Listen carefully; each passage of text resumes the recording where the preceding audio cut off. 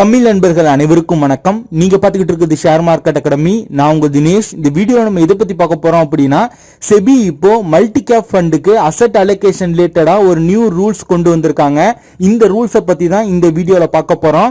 Plus இந்த news யாருக்கு பாதிப்பை ஏற்படுத்தும், இந்த நியூஸ்னால மார்க்கெட் எதுவும் இம்பாக்ட் ஆகுமா அப்படிங்கறத பத்தி கம்ப்ளீட்டா பார்க்கலாம். இந்த வீடியோவை ஸ்கிப் பண்ணாம கடைசி வரைக்கும் பாருங்க. ரொம்ப இன்ட்ரெஸ்டிங்காவும் உங்களுக்கு யூஸ்ஃபுல்லாவும் இருக்கும். வீடியோக்குள்ள போறதுக்கு முன்னாடி இது வரைக்கும் நீங்க நம்ம சேனலை சப்ஸ்கிரைப் பண்ணல அப்படின்னா கீழே உள்ள ரெட் கலர் பட்டனை அழுத்தி சப்ஸ்கிரைப் பண்ணிக்கோங்க. கூடவே உள்ள பெல் ஐகானை கிளிக் பண்ணிட்டு நோட்டிபிகேஷன் ஆல் எனேபிள் பண்ணி வச்சுக்கிட்டீங்க அப்படின்னா ஃபியூச்சர் நாங்க அப்லோட் பண்ணக்கூடிய ஒவ்வொரு வீடியோஸையும் நீங்க மிஸ் பண்ணாம உடனுக்குடன் பார்க்கலாம். கடந்த சில மாதங்களாகவே பாத்தீங்க அப்படின்னா செபி அதிரடியா பல ரூல்ஸ் கொண்டு வந்துகிட்டே இருக்காங்க. ஃபர்ஸ்ட் இன்ட்ராடே மார்ஜின் ரிலேட்டடா ஒரு ரூல்ஸ் கொண்டு வந்தாங்க. Then pledging system plus intraday profit ரிலேட்டடாவும் ஒரு ரூல்ஸ் கொண்டு வந்தாங்க. இந்த ரூல்ஸ் எல்லாம் பத்தி நம்ம சேனல்ல டெடிகேட்டடா தனித்தனியா வீடியோ அப்லோட் பண்ணோம். நீங்க இன்னும் அந்த வீடியோ பார்க்கல அப்படின்னா அந்த வீடியோட லிங்க் கீழே டிஸ்கிரிப்ஷன்ல கொடுத்திருக்கேன், போய் செக் பண்ணி பாருங்க. அந்த வரிசையில இப்போ பாத்தீங்க அப்படின்னா மியூச்சுவல் ஃபண்ட்ல மல்டி கேப் ஃபண்டுக்கு அசெட் அலோகேஷன் ரிலேட்டடா ஒரு ரூல்ஸ் கொண்டு வந்திருக்காங்க. ஃபர்ஸ்ட் நம்ம இந்த மல்டி கேப் ஃபண்ட் அப்படின்னா என்னன்னு பாத்திரலாம். அதுக்கு முன்னாடி கேப் அப்படின்னா என்னன்னு நமக்கு தெரிஞ்சிருக்கணும். கேப் அப்படின்னா கேபிட்டலைசேஷன் அப்படின்னு சொல்லுவாங்க. கேபிட்டலைசேஷன் அப்படின்னா ஒண்ணும் கிடையாதுங்க, சொத்து மதிப்பு.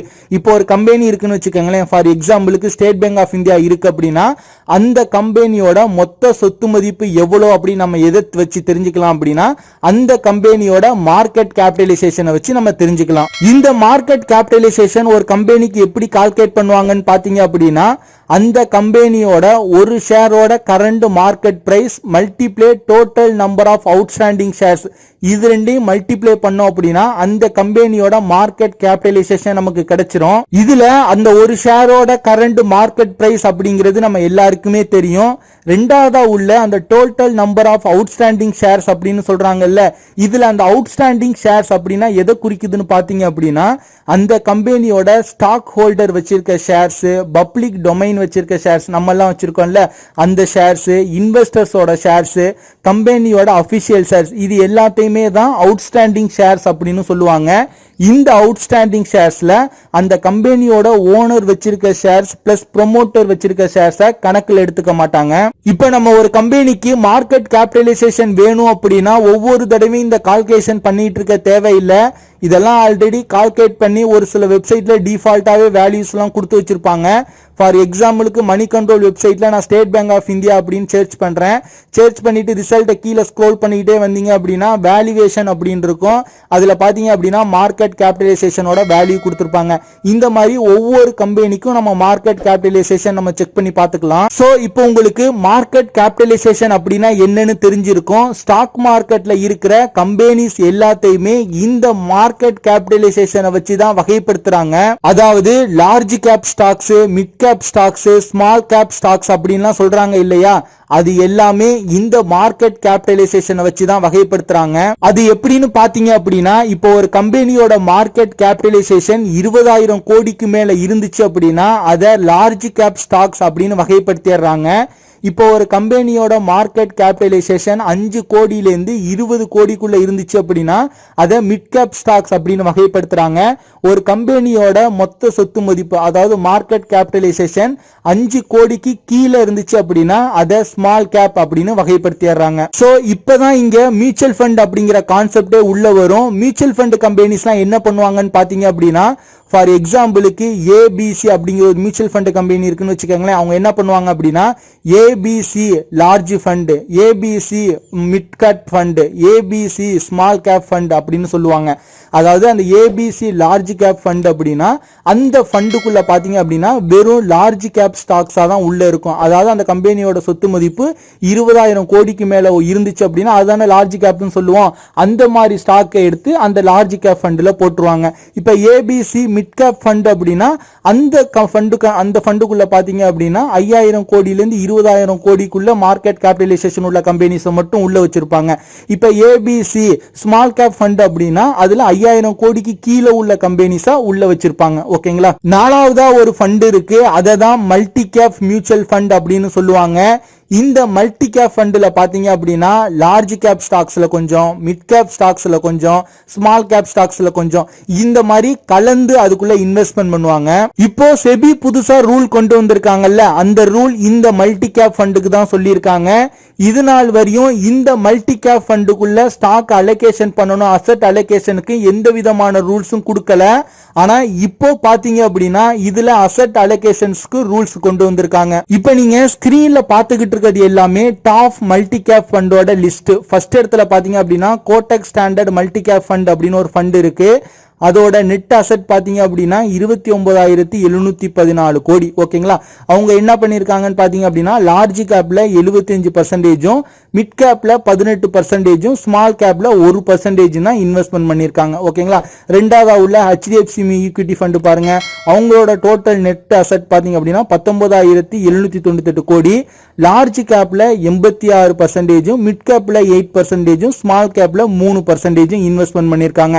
ஆக்சுவலி மல்டி கேப் ஃபண்ட் அப்படின்னா என்ன, மூணுலயுமே ஈக்குவலா இன்வெஸ்ட்மெண்ட் பண்ணணும் அப்படிதானே. ஆனா இப்போ பாத்தீங்க அப்படின்னா எல்லா மல்டி கேப் ஃபண்ட்லயும் லார்ஜ் கேப்ல தான் அதிகமா இன்வெஸ்ட்மெண்ட் பண்ணிருக்காங்க. இதை தான் செபி புது ரூல்ஸ் கொண்டு வந்து சேஞ்ச் பண்ண சொல்லியிருக்காங்க.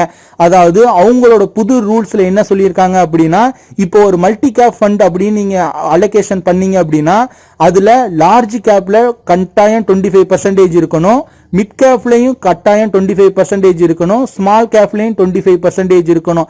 அதாவது large cap, mid cap, small cap ஈக்குவலா 25 கட்டாயம் இருக்கணும் அப்படின்னு சொல்லியிருக்காங்க. மீதம் உள்ள 25 வந்து ஃபண்ட் மேனேஜருக்கு ஏற்ற மாதிரி நீங்க எதுல வேணாலும் அசெட் அலோகேஷன் பண்ணிக்கலாம். ஆனா மினிமம் ஒரு கேப்ல 25% இருக்கணும் அப்படின்னு சொல்லியிருக்காங்க.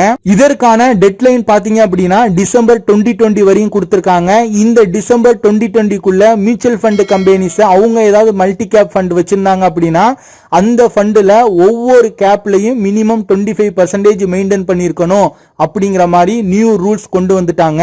இது யாருக்கு மெயினா பாதிப்பை ஏற்படுத்தும் பாத்தீங்க அப்படின்னா, நீங்க மியூச்சுவல் ஃபண்ட்ல அதுவும் மல்டி கேப் ஃபண்ட்ல இன்வெஸ்ட்மெண்ட் பண்ணிருந்தீங்க அப்படின்னா கண்டிப்பா இது உங்களுக்கு பாதிப்பை ஏற்படுத்தும். சோ இதனால மார்க்கெட்ல எதுவும் இம்பாக்ட் ஆகுமா சார் அப்படின்னு கேட்டீங்க அப்படின்னா கண்டிப்பா இம்பாக்ட் ஏற்படுத்தும். எப்படி நான் சொல்றேன் அப்படின்னா, நிப்டி 50 கீழே உள்ள ஸ்டாக்ஸ் எல்லாமே லார்ஜ் கேப் ஸ்டாக்ஸ் தான். இந்த மாதிரி மியூச்சுவல் ஃபண்ட் கம்பெனிஸ்லாம் அதுவும் மல்டி கேப் ஃபண்ட்ல பெரும்பாலானது லார்ஜ் கேப்ல இருக்கிறதுனால லார்ஜ் கேப்ல இருந்து அவங்க வந்து வித்ட்ரா பண்ணி மிட் கேப்லயும் ஸ்மால் கேப்லயும் இவங்க போடுவாங்க. அந்த மாதிரி வித்ட்ரா பண்ணும்போது செல்லிங் பிரஷர் அதிகமாகி மேபி அந்த ஸ்டாக்ஸ் வந்து கீழே வரும். இதனால நிப்டியும் கீழே வரதுக்கு சான்சஸ் இருக்கு. ஃபார் எக்ஸாம்பிளுக்கு அந்த கோட்டக் ஸ்டாண்டர்ட் மல்டி கேப் ஃபண்ட்ல எடுத்துக்கிட்டோம் அப்படின்னா லார்ஜ் கேப்ல 75% இன்வெஸ்ட்மெண்ட் பண்ணிருக்காங்க. அவங்க டிசம்பர் 2020க்குள்ள 50% வந்து அவங்க வித்ட்ரா பண்ணணும். அப்படின்னா என்னன்னா அந்த லார்ஜ் கேப் ஸ்டாக்ஸை 50% அவங்க வித்துட்டு அந்த காசை வச்சு மிட் கேப்லயும் ஸ்மால் கேப்லயும் அவங்க வந்து ஃபண்ட் வாங்குவாங்க. ஓகேங்களா, அப்போ லார்ஜ் கேப் ஸ்டாக்ஸ் அப்படிங்கிறது நிப்டியோட மேஜர் சப்போர்ட் ஸ்டாக்ஸ். அந்த மாதிரி செல்லிங் பண்ணும்போது செல்லிங் பிரஷர் அதிகமாகி மேபி வொலாட்டிலிட்டி அதிகமா இருக்கும். இது வரைக்கும் வந்த நியூஸ் பாத்தீங்க அப்படின்னா மல்டி கேப் ஃபண்ட்ல லார்ஜ் கேப்ல இருந்து மட்டும் 40,000 கோடிக்கு மேல வெளியில வரும் அப்படிங்கிற மாதிரி சொல்லியிருக்காங்க. சோ நீங்க ஒரு இன்வெஸ்டரா இருந்தீங்க அப்படின்னா ஒரு கொஞ்ச நாளைக்கு லார்ஜ் கேப் ஸ்டாக்ஸ்ல எல்லாம் இன்வெஸ்ட்மெண்ட் பண்றதை அவாய்ட் பண்ணுங்க. சோ இது யாருக்கு ஒரு நல்ல சான்ஸ்னு பாத்தீங்க அப்படின்னா, கம்மியா ஷேர் பிரைஸ் உள்ள ஸ்டாக்ஸ்ல நான் வந்து ஒரு வருஷம் 2 வருஷம் அந்த மாதிரி லாங் டைமா நான் இன்வெஸ்ட் பண்ண போறேன் அப்படின்னு நினைச்சிட்டு இருக்கவங்களுக்கு இது ஒரு நல்ல சான்ஸ். நீங்க mid cap stocks plus small cap stocks select பண்ணி இன்வெஸ்ட்மெண்ட் பண்ணுங்க. செபியோட இந்த ரூல்ஸ் பாத்தீங்க அப்படின்னா இன்ட்ராடே ட்ரேடர்ஸ்க்கு எந்த விதமான பாதிப்பையும் ஏற்படுத்தாது. எஸ்பெஷலி நம்மளோட ஸ்டூடெண்ட்ஸ்க்கு. நம்மளோட ஸ்டூடெண்ட்ஸ் மார்க்கெட் எந்த கண்டிஷன்ஸ்ல இருந்தாலும் ட்ரேட் பண்ணுவாங்க, ஏன்னா அவங்க கிட்ட நாலேஜ் இருக்கு. சோ இந்த இன்ஃபர்மேஷனை தான் உங்க கூட ஷேர் பண்ணணும் அப்படின்னு நான் நினைச்சேன். இந்த இன்ஃபர்மேஷன் உங்களுக்கு ரொம்ப யூஸ்ஃபுல்லா இருந்தது அப்படின்னு நீங்க ஃபீல் பண்ணீங்க அப்படின்னா இந்த வீடியோக்கு ஒரு லைக் கொடுத்துட்டு உங்க ஃப்ரெண்ட்ஸுக்கும் ஷேர் பண்ணுங்க. சோ அவ்வளவுதான் இந்த வீடியோ பார்த்துக்கிட்டு இருக்க உங்களுக்கு என்னோட கைடன்ஸ் சப்போர்ட் வேணும் அப்படின்னு நீங்க நினைச்சீங்க அப்படின்னா இந்த வீடியோக்கு கீழே உள்ள டிஸ்கிரிப்ஷன்ல ஓபன் டிமேட் அக்கவுண்ட் லிங்க் கொடுத்திருக்கேன். அந்த லிங்கை கிளிக் பண்ணி டிமேட் அக்கவுண்ட் ஓபன் பண்ணிக்கங்க. அக்கவுண்ட் ஓபன் பண்ணும்போது எதுவும் சந்தேகம் வந்தது அப்படின்னா ஸ்கிரீன்ல தெரியுற அந்த நம்பருக்கு வாட்ஸ்அப் பண்ணியோ கால் பண்ணியோ உங்களோட சந்தேகங்களை கேட்டு தெரிஞ்சுக்கலாம். அக்கவுண்ட் ஓபன் ஆன பிறகு ஷேர் மார்க்கெட் அகாடமி சார்பாக 100+ இ-புக்ஸ் நம்ம ஃப்ரீயா சென்ட் பண்றோம். இந்த புக்ஸ் எல்லாமே பிகினர்ஸ்க்கு ரொம்ப யூஸ்ஃபுல்லா இருக்கும். இந்த ஆஃபரை யூஸ் பண்ணிக்கங்க. இந்த வீடியோ பிடிச்சிருந்ததுன்னா லைக் பண்ணுங்க, உங்க நண்பர்களுக்கும் ஷேர் பண்ணுங்க. நீங்க இன்னும் நம்ம டெலிகிராம்ல ஃபாலோ பண்ணல அப்படின்னா லிங்க் கீழே டிஸ்கிரிப்ஷன்ல இருக்கு, ஃபாலோ பண்ணிக்கங்க. ஸ்டாக் மார்க்கெட் ரிலேட்டடான ஒரு சில அப்டேட்ஸ் உங்களுக்கு அங்க கிடைக்கும். இந்த மாதிரியான வீடியோஸ் கண்டினியூஸா நீங்க பார்க்கணும் அப்படின்னா நம்ம சேனலை சப்ஸ்கிரைப் பண்ணிக்கங்க. கூட உள்ள பெல் ஐகானை கிளிக் பண்ணிட்டு நோட்டிபிகேஷன்ல ஆல் எனேபிள் பண்ணி வச்சுக்கிட்டீங்க அப்படின்னா ஃபியூச்சர் நாங்க அப்லோட் பண்ணக்கூடிய ஒவ்வொரு வீடியோஸையும் நீங்க மிஸ் பண்ணாம உடனுக்குடன் பார்க்கலாம்.